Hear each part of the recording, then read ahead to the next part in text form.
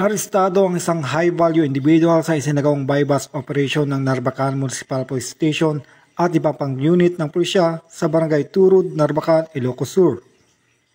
Kinilala ang suspect na si alias Perper, 41 taong gulang, residente ng Barangay Bayubay Sur, San Vicente, Ilocos Sur, na kabilang sa PDEAT Regional Target List. Na-recover mula sa suspect ang 2 sachet na hinihalang shabu na tumitimbang ng mahigit 1.5 gramo na may kabuuang halaga na tinatayang 11,130 pesos.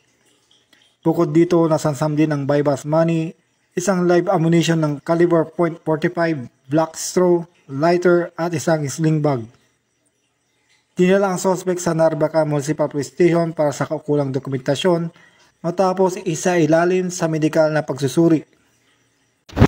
Ang operasyon nakakibat ng 7-point agenda ni Acting Chief PNP Police Lieutenant General Jose Melencio C. Nartatis Jr., partikular ang pagpapatuloy ng kampanya laban sa illegal na droga na layong tiyakin ng kaligtasan at kapayapaan sa bawat komunidad.